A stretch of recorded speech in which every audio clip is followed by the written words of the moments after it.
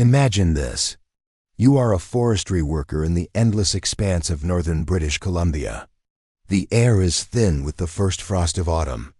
Your boots sink into moss, every step releasing the earthy tang of pine needles and damp soil. You're miles away from any road, cutting survey lines through the forest when your machete strikes something it shouldn't. A sound not of wood, but of hollow resonance. You kneel down, brushing aside thick brambles and frost-bitten leaves. Beneath them, a depression in the ground, a dark void no larger than a crawl space. The smell hits first. Sweet rot, mixed with something animal, something wrong. A den, a bear's den. You lean closer, squinting into the shadows, and your light catches something that shouldn't be there. A fragment of fabric, orange hunter's canvas, stiff with dirt and bone. Not scattered, not random, but arranged in the fetal hollow of the cave. Rib cage collapsed inward like a broken cage. The den is empty now, no animal scent strong enough to claim it, only silence. But what lies inside, the twisted remains of a man who vanished 3 years earlier, will unravel into one of the strangest disappearances this wilderness has ever known. His name was Caleb Mercer, 38 years old. A mechanic by trade, a hunter by passion. Born in Kamloops, raised in a family where weekends meant rifles, venison jerky, and long drives into the bush.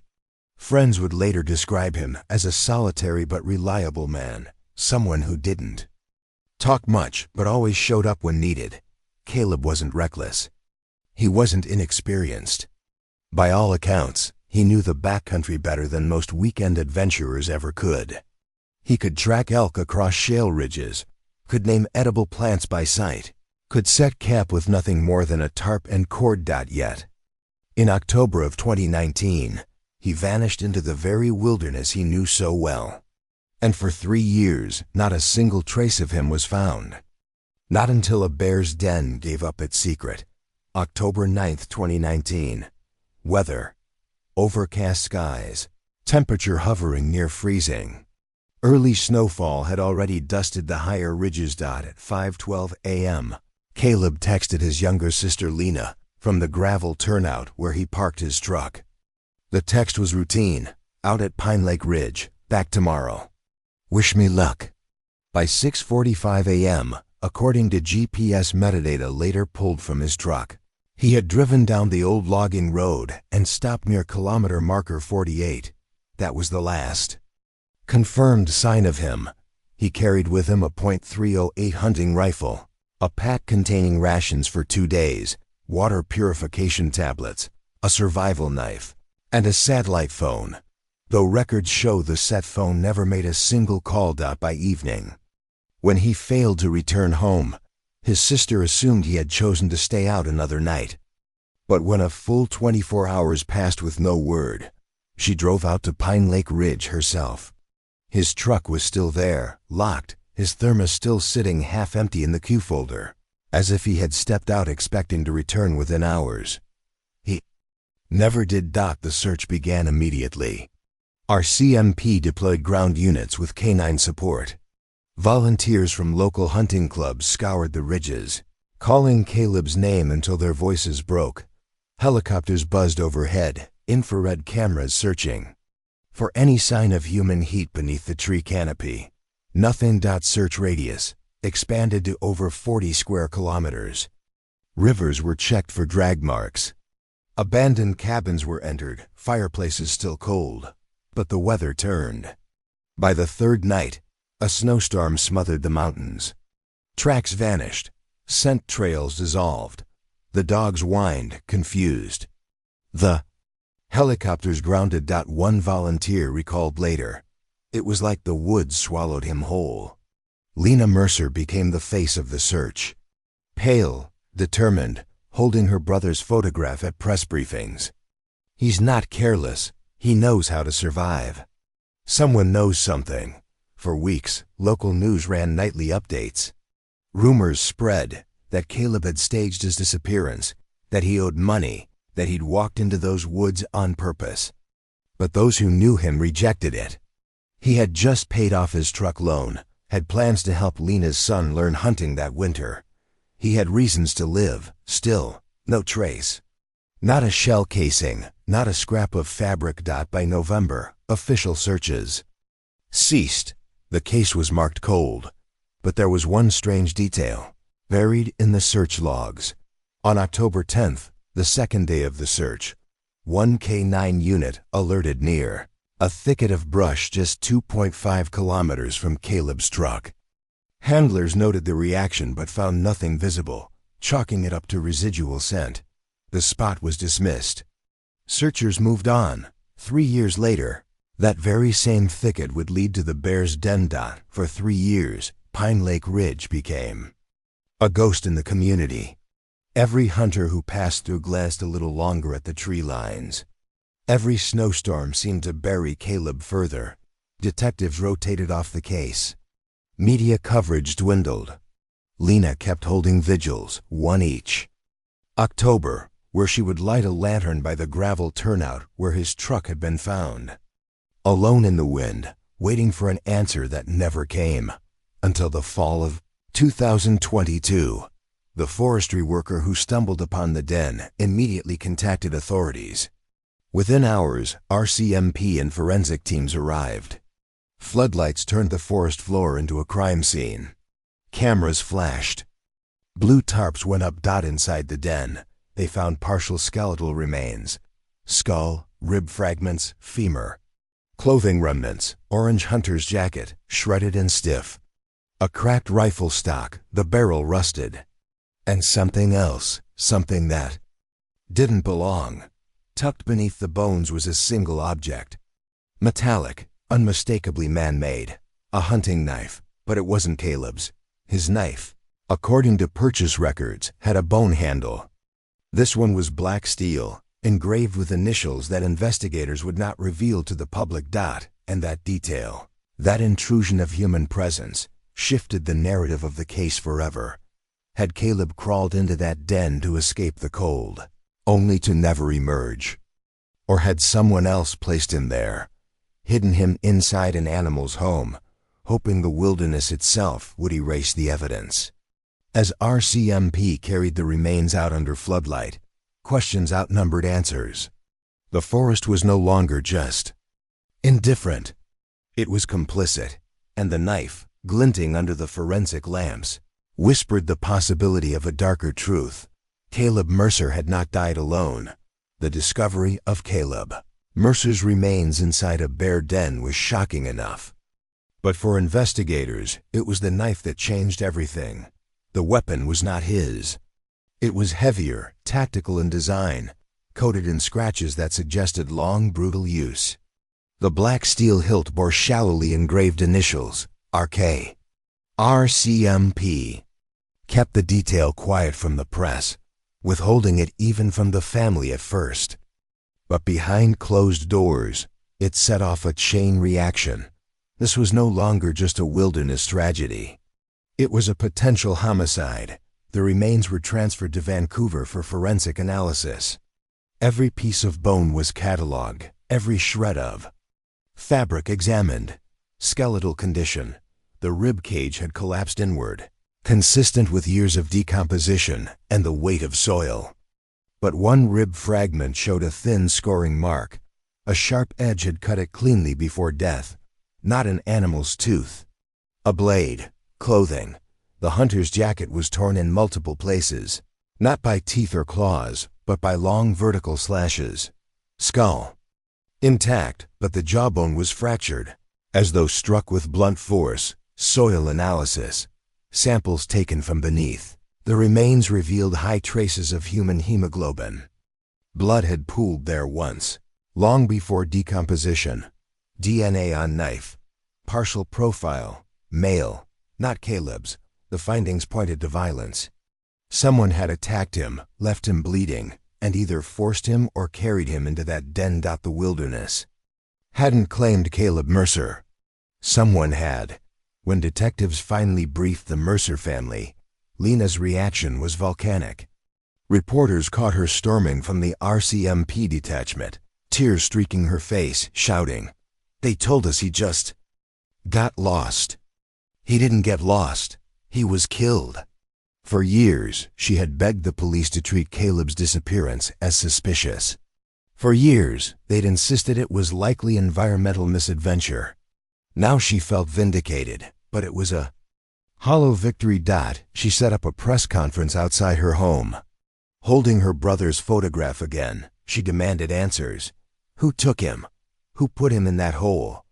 And why have you hidden it for 3 years? Investigators turned their attention to Caleb's world. He wasn't a drifter. He wasn't a man with enemies in the city. His circle was small. Family, co-workers, and fellow hunters. RCMP began re-interviewing the men who had hunted alongside him in past seasons. Most were cooperative. One name, however, quickly surfaced again and again. Ryan Keller. Keller, 42, was a former friend of Caleb's. They had hunted together in 2017 and 2018, but had a falling out over a dispute involving a leased patch of Crown land. Accounts varied. Some said it was about poaching rights. Others hinted Keller had encroached on Caleb's favored territory. What investigators found most compelling was that Keller's initials matched the engraving on the knife. RK Records showed that on October 8th, the day before Caleb vanished, Keller had also been in the Pine Lake Ridge area. His own hunting license placed him at a nearby logging road, barely 10 kilometers from where Caleb parked his truck. Yet when questioned back in 2019, Keller claimed he hadn't seen Caleb at all. That statement now carried a new weight. Phone records placed Keller's mobile pinging towers far from the ridge by the evening of October 9th, but the mountains often swallowed signals. It was far from conclusive. Detectives brought Keller in for questioning. Under harsh fluorescent light, he denied everything. That knife isn't mine. Anybody could have scratched those letters on it.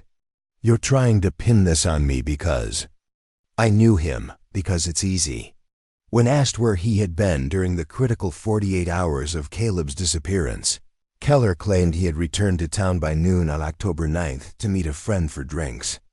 The friend corroborated the story, though inconsistently, fumbling over times. Without direct evidence, no fingerprints, no clear DNA. RCMP couldn't arrest him.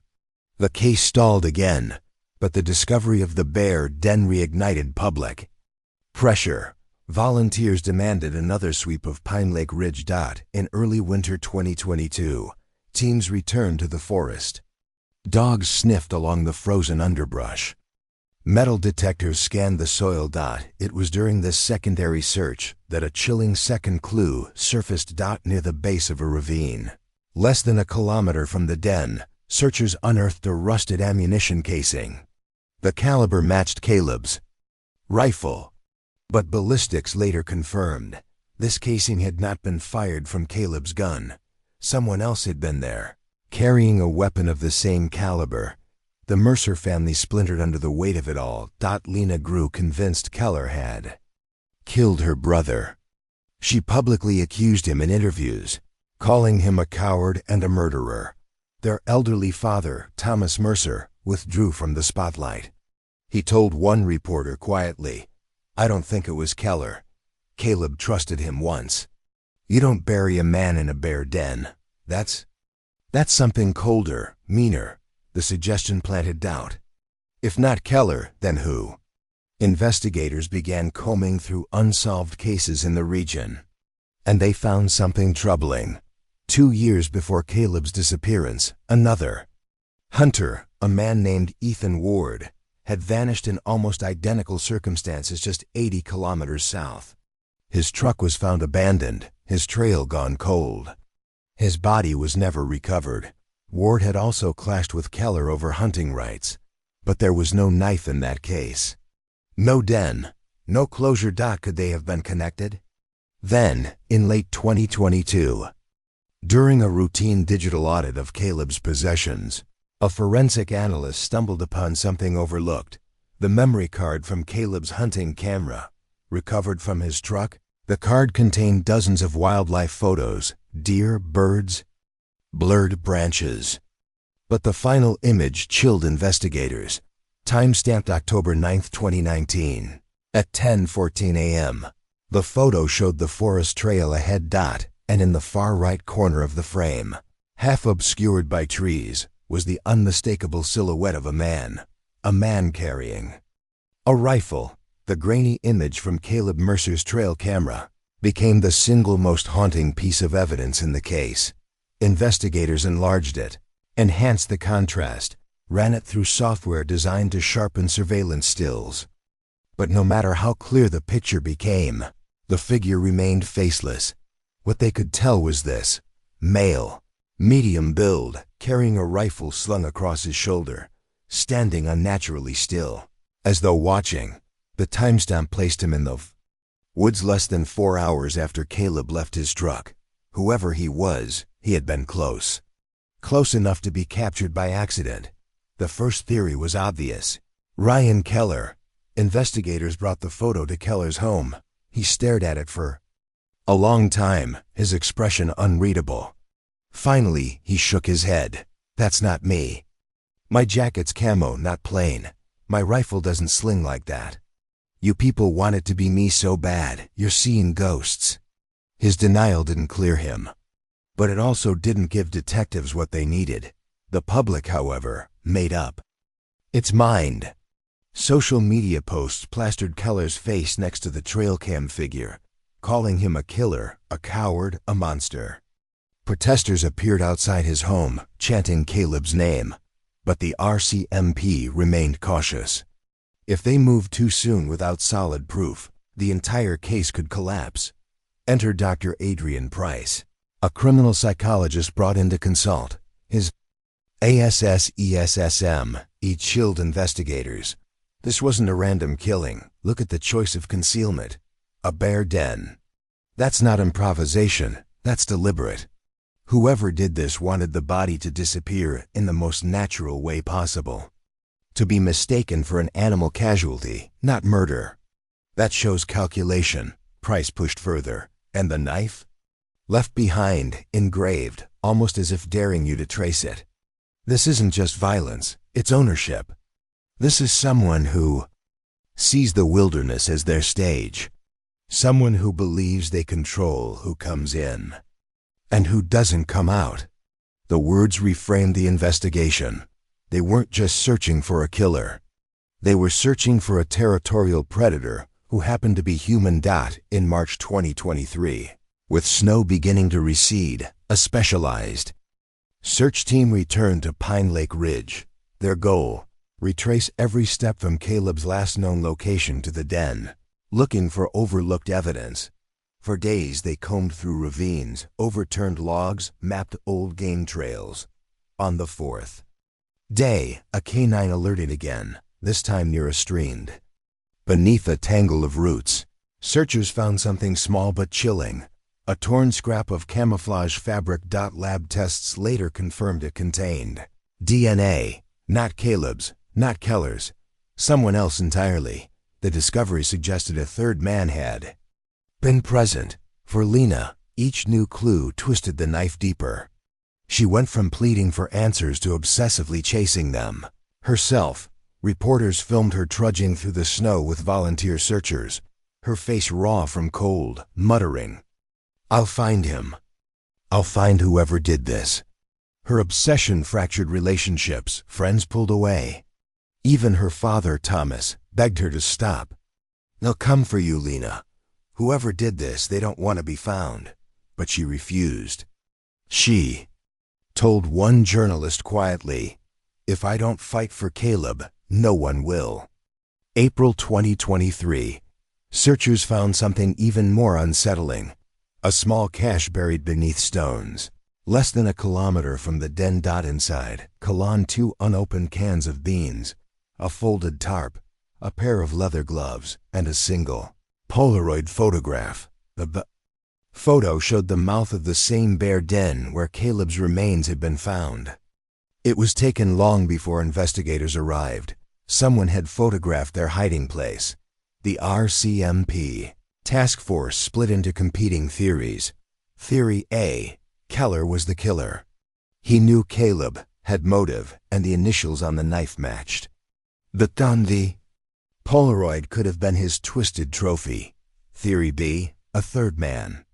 The DNA on the camouflage fabric pointed to another hunter entirely. Someone possibly stalking both men. Theory C, serial pattern. Linking Caleb's death with Ethan Ward's earlier disappearance suggested a roaming predator who hunted hunters, blending into the community like one of their own. But which theory fit? None could be ruled out. Then came another shock. One of Keller's old hunting partners, a man named Dennis Cole, agreed to speak with investigators. He admitted that in 2019, he and Keller had argued over whether to invite Caleb on their trips. He claimed Keller harbored a deep grudge, muttering, "He thinks this ridge is his, he'll learn." Cole promised more details. But before he could give a formal statement, he disappeared. His truck was found abandoned outside Fort St. James. His rifle still locked inside. No trace of him since. The press seized on the pattern. Headlines screamed, "Is there a hunter-stalker in BC? Predator of the North, wilderness killer." At large, locals began refusing to hunt alone. Some swore they'd seen strange men watching from tree lines, shadows shifting where none should.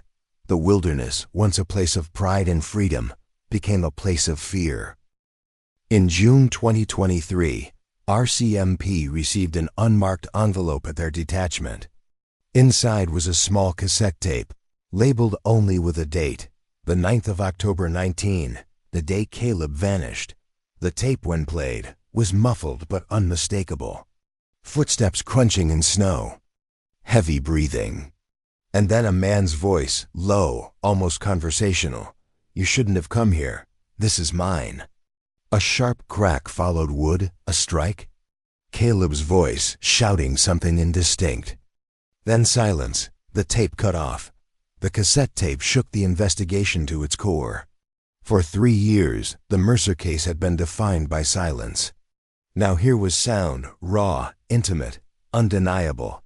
The voice on the tape wasn't Caleb's. It belonged to another man. Calm, territorial, almost conversational. "You shouldn't have come here. This is mine." For investigators, the tape wasn't just evidence. It was a manifesto. Audio specialists went to work. The background carried subtle clues. A faint echo suggested the speaker was near rock or canyon walls. Water trickled faintly, likely a nearby stream. Wind gusts aligned with weather. Reports from Pine Lake Ridge on October 9, 2019. But most important were the vocal markers. Analysts compared the voice against hours of recorded interviews with suspects. One match rose above the rest. Ryan Keller, the cadence, the inflection, almost identical. On July 12, 2023, RCMP executed a search warrant on Keller's property. Officers swarmed his cabin outside Prince George. Inside, they found multiple rifles, one missing serial numbers, a drawer filled with hunting knives, one with faint traces of blood too degraded for analysis, a stack of old Polaroids, landscapes, animal kills, and buried among them an image of a man crouching beside a logging road, his face obscured. But his truck, unmistakably, was Caleb's. Keller was arrested on suspicion of murder. The trial that followed transfixed British Columbia. Prosecutors laid out their case. Keller's grudge against Caleb over hunting territory, the engraved knife found in the den, the voice on the cassette tape, the Polaroids that tied Keller to Caleb's last moments. The defense countered. No direct DNA linked Keller to the den. The initials on the knife could belong to anyone. The tape could have been manipulated. The photo from Caleb's trail cam was too vague to prove identity. Witnesses came and went. Lena testified through tears, recounting the years of silence, the vigils, the unbearable weight of waiting. "He was my brother. He trusted the wrong person, and it cost him his life." But Keller remained defiant. Taking the stand, he looked directly at the jury and said, "You want to make me the villain because you can't accept that the wilderness eats people alive. I didn't kill Caleb Mercer, the woods did. After 6 weeks of testimony, the jury delivered its verdict. Guilty of second-degree murder. Keller was sentenced to life in prison, with no chance of parole for 15 years. But even as the gavel fell, the case was far from settled in the public's mind. What about the DNA on the camouflage? Scrap? It wasn't Keller's. What about the missing witness, Dennis Cole? And what about the earlier disappearance of Ethan Ward? Investigators quietly admitted that while Keller may have killed Caleb, he might not have acted alone. Or worse, someone else entirely might still be out there. The Wilderness still held its secrets. In October 2023, on the 4-year anniversary of her brother's disappearance, Lena returned to Pine Lake Ridge. She stood at the gravel turnout where his truck had been found, holding a lantern against the dusk. A small crowd joined her, hunters, volunteers, strangers who had followed the case. She spoke softly, almost to herself. I thought finding him would bring peace, but peace doesn't live here. Not in these woods. Caleb deserved better than a grave in a bear's den.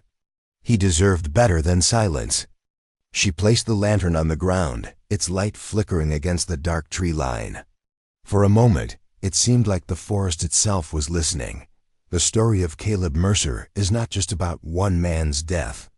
It's about what happens when human cruelty invades a place already indifferent and unforgiving. The Wilderness can kill by accident, with storms, cliffs, predators. But it takes a different kind of predator to twist that Wilderness into cover for murder. Keller may be behind bars, but questions remain. Was he the sole architect of Caleb's fate, or just one hunter among others who see the backcountry as their private dominion, where rules no longer apply? For every unsolved disappearance in those forests, for every family waiting for closure, the echo of that voice on the tape lingers. You shouldn't have come here. This is mine. In the end, Caleb Mercer was not just lost. He was taken. Hidden. Inside the earth, his body turned into part of the Wilderness he loved. 3 years passed before he was found. 3 years where his family lived in limbo, his sister clinging to hope while his killer lived freely. The tragedy reminds us of a chilling truth. The Wilderness does not erase cruelty, it conceals it. And sometimes, the most dangerous predator is not the bear in the den, but the man who chooses to bury you there.